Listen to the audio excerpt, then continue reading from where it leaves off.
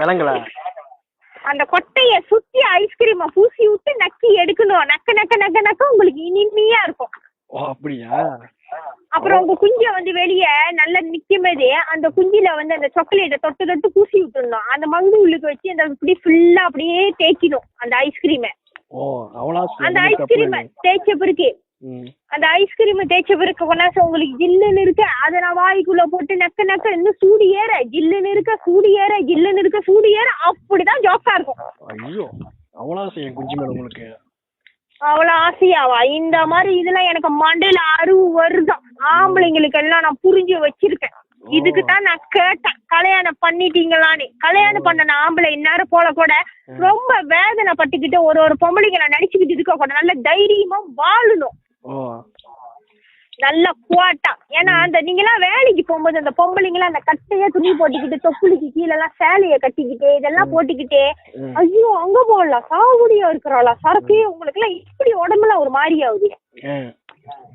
ரைட்டா இல்லையா நான் சொல்றது? நீங்கெல்லாம் நல்லா இருக்கணும் ஐயா. ஒரு குடும்பத்துல நல்ல பிள்ளைங்க எல்லாம் பிறந்து வளர்றதுக்கு காரணம் எல்லாம் நீங்க தான் தெரியுமா ஐயா. நீங்க எல்லாம் வாழ்க்கை குடுக்குறீங்க பெண்களுக்கு. தண்ணி வர வர குடிச்சுக்கிட்டே இருப்பேன். என்னால இன்னொன்னு நான் மல்லாக்கா படுத்துக்குவேன். தொண்டையில உங்க கம்பம் விட்டுட்டு நீங்க பாட்டுக்கு உள்ளுக்கு வச்சு இப்படி தேய்க்கிடும். நான் உள்நாக்குல வச்சு விளையாடிக்கிட்டே இருப்பேன். தண்ணி வந்துடும். அந்த தண்ணி வெளியாகும் போது அந்த தலை இருக்கு உங்க தலை அதையும் வாயில வச்சு இப்படி தேய்ப்பேன்.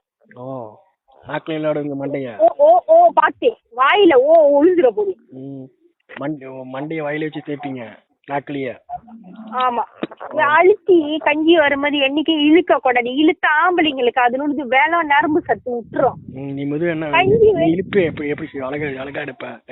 நான் தொண்டை வரைக்கும் விட்டு நாக்குல தேய்ச்சிக்கிட்டே இருப்பேன். அது பாட்டுக்கு சக்குன்னு அந்த கஞ்சி வரும்.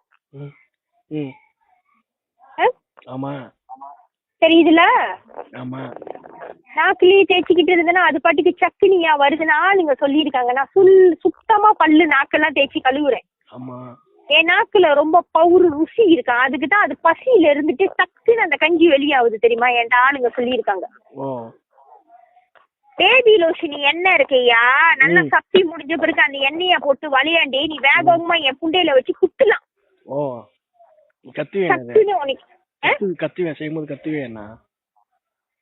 வேகமா நீ வச்சு குத்துலாம் காலை தூக்குடின்னு சொல்லி அந்த மாதிரி கூட உனக்கு நான் செய்ய கொடுப்பேன். பின்னாடி சூத்துலயும் குடுப்பேன் மின்னுக்கும் குடுப்பேன். சுத்தமா கழுவிட்டு குடுப்பேன். ஒரு நாளைக்கு வரண்டி. என் பையனுங்களோட அப்பாடா என் பையனுங்களோட அப்பாடா என் பையனுங்களோட அப்பாடா என் பையனுங்களோட அப்பாடா. நீ என்னடா அங்க பாத்துக்கிட்டு இருக்க? எப்படி கோவப்படுறீங்க?